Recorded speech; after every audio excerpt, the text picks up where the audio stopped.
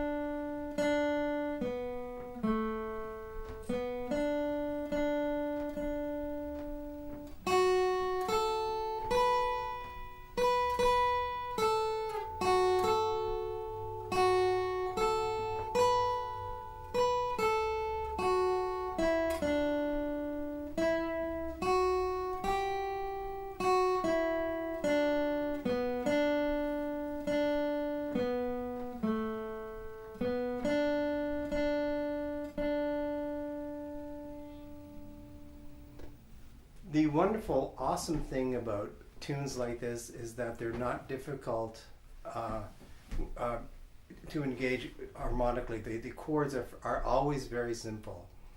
In this case, it's basically D, G, A minor, or B minor rather, those kinds of chords. It's not very difficult at all. So they're really, really within everyone's grasp. So when I play this now, I've got my capo on the 2nd fret. So when I play a D chord, it's going to look like a C chord. And when I play a G chord, it's going to look like an F chord. A B minor chord, which I know some, like not too advanced players have difficulty playing a B minor without the capo. So this looks like an A minor chord. Very easy to play. A D minor, or rather an E minor, will look like a D minor. And an A chord, which I don't even think is in this tune, is a G chord. So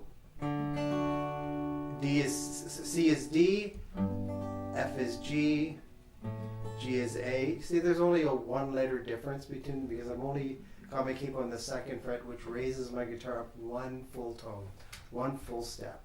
So it kind of works. So let me do just the melody.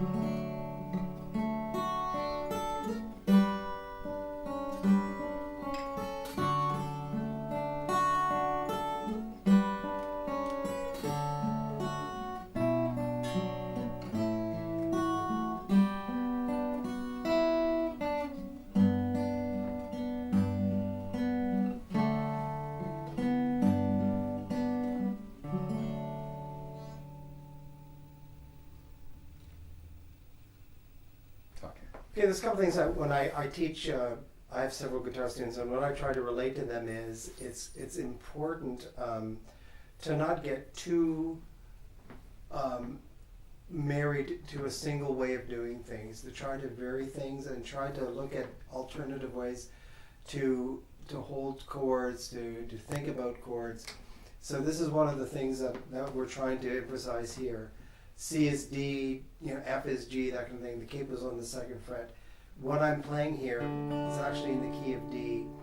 So what that means that you have to do is remember or learn your fretboard. This note here that I'm playing with my right finger, my 3rd finger on my left hand,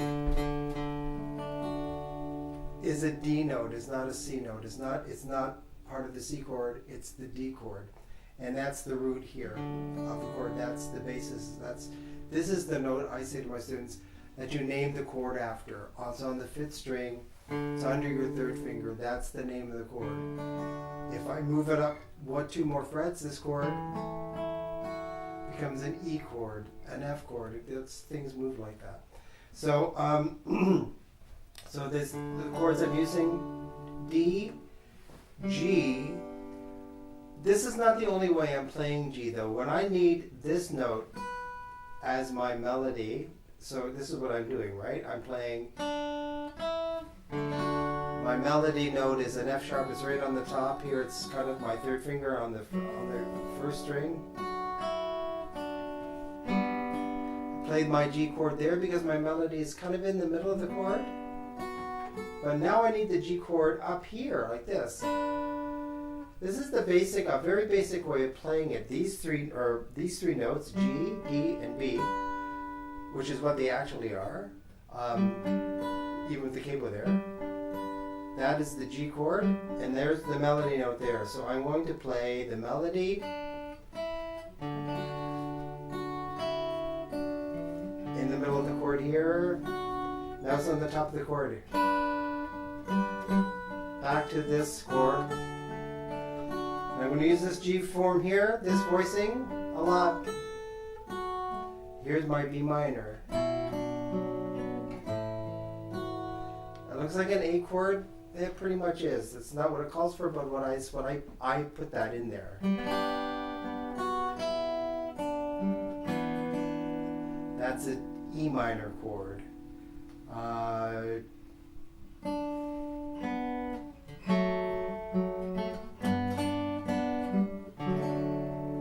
You don't necessarily have to follow every note and every bass line and everything that goes on in the piano part. Just make this your own.